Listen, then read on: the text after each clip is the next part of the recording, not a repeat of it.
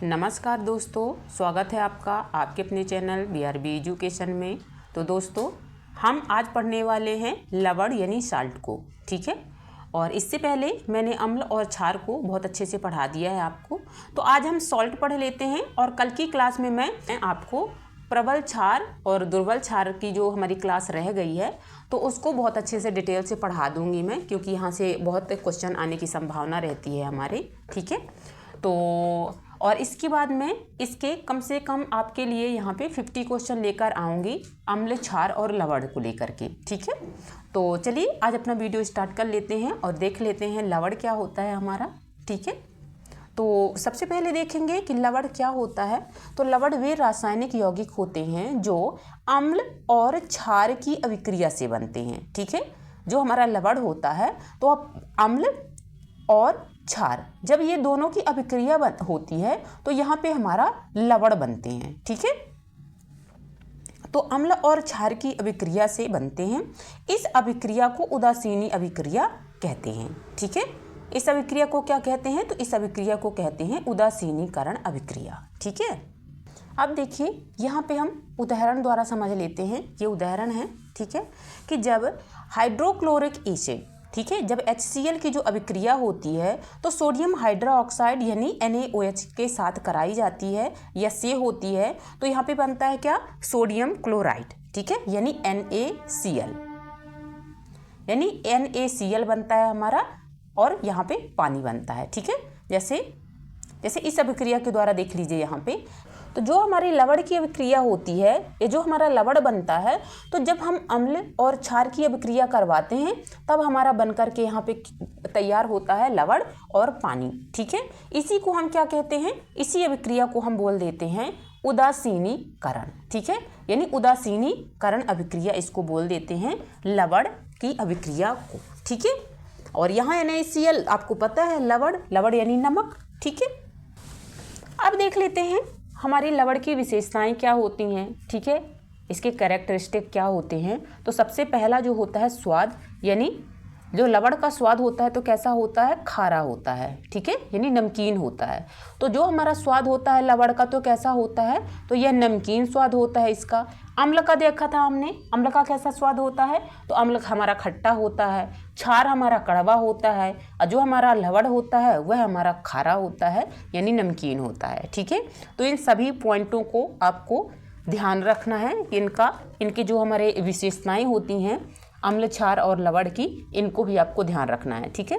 दूसरा पॉइंट होता है अवस्था, यानी जो इसकी ठोस अवस्था होती है, यानी जो हमारा लवण पाया जाता है तो ये सामान्यतः ठोस और क्रिस्टलीय रूप में पाया जाता है, ठीक है।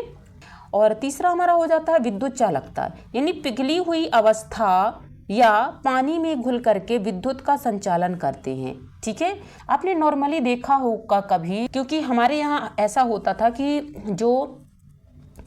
जो हमारी अर्थ बनाई जाती थी तो वहाँ पे क्या डाला जाता था? यहाँ पे नमक और कोयला डाला जाता था, ठीक है।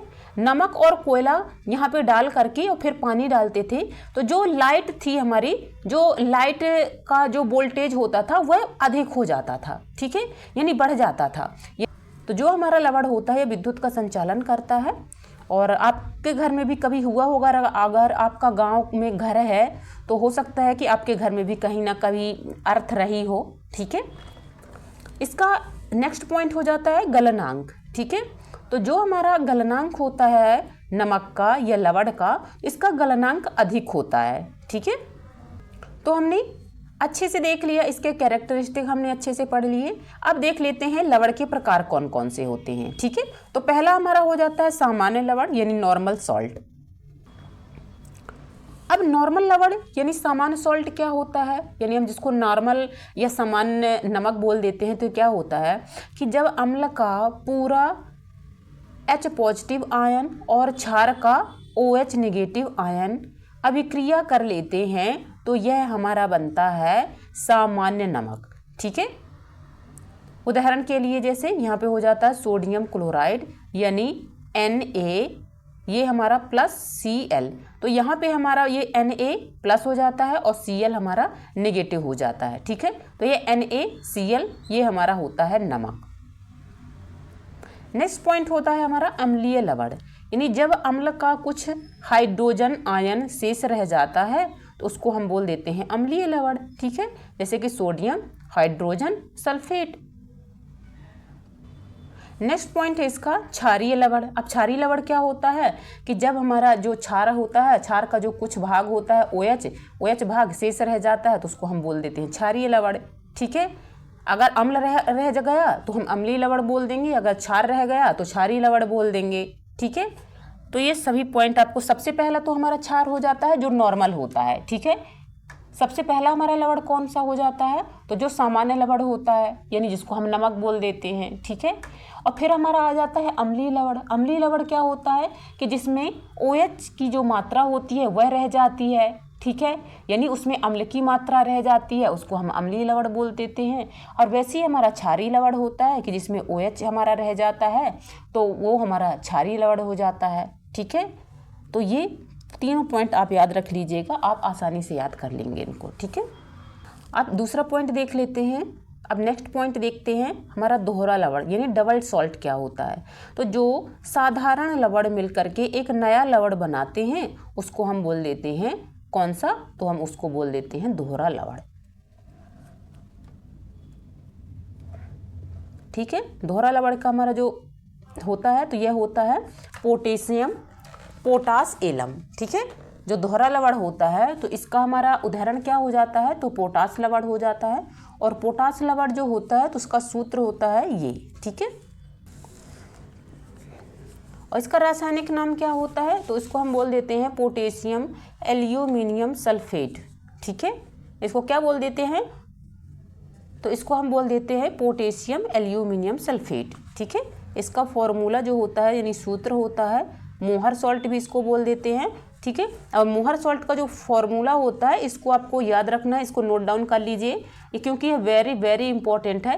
ये कई बार हमारे एग्जाम में पूछा गया है कि मोहर सॉल्ट का जो मोहर लवण होता है उसका फॉर्मूला क्या होता है। ठीक है, तो इसको आपको रट लेना है और बिल्कुल अभी नोट डाउन कर लेना है। ठीक है, प्लीज़ इग्नोर मत कीजिए, बहुत ज़्यादा इंपॉर्टेंट है ये हमारा है। अब देख लेते हैं लवण के उपयोग क्या क्या होते हैं। ठीक है, अभी हमने लवण की विशेषताएं देखी। ठीक है, हमने लवण के प्रकारों को देखा।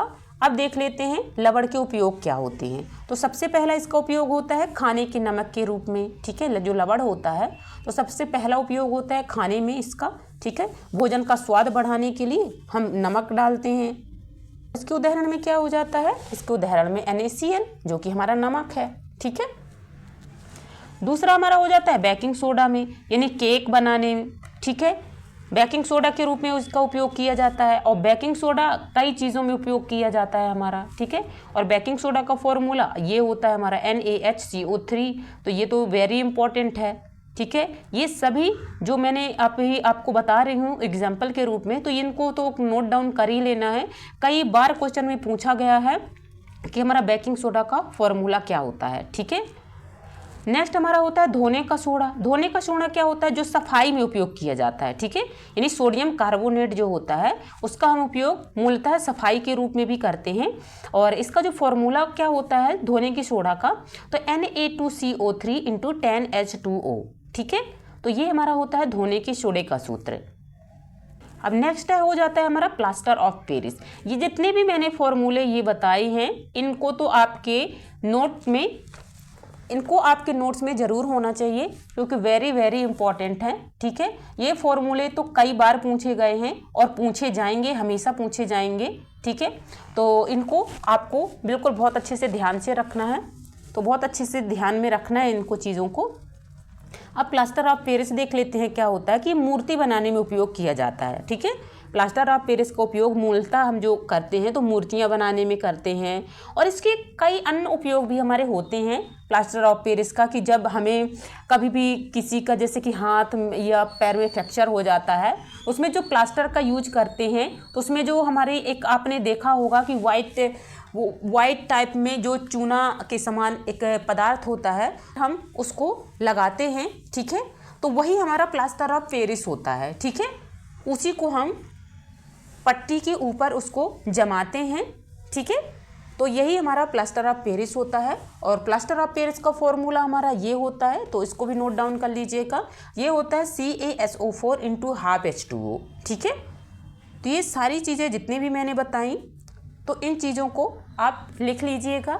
ठीक है, तो बस हमारी क्लास इतनी ही थी। और लवण ज़्यादा नहीं है, जितनी इंपॉर्टेंट चीज़ें थी लवण से रिलेटेड तो मैंने इस वीडियो में बता दिया है आपको। ठीक है, और ज़्यादा कुछ नहीं है हमारे। अब तो सिर्फ आपके लिए सिर्फ एक वीडियो रह गया है, और वो है हमारा दुर्बल क्षार और प्रबल क्षार का। ठीक है, इस वीडियो के बाद हम 50 MCQ करेंगे अम्ल, क्षार और लवण के। ठीक है, और इसके बाद हम देखेंगे नेक्स्ट टॉपिक को। तो दोस्तों, अगर आपको वीडियो अच्छा लगे, हेल्पफुल लगे, तो प्लीज़ वीडियो को लाइक कर दीजिएगा, चैनल को सब्सक्राइब जरूर कर लीजिएगा। ठीक है, तो मिलते हैं नेक्स्ट क्लास में। यहाँ तक बने रहने के लिए आप सभी का बहुत बहुत धन्यवाद।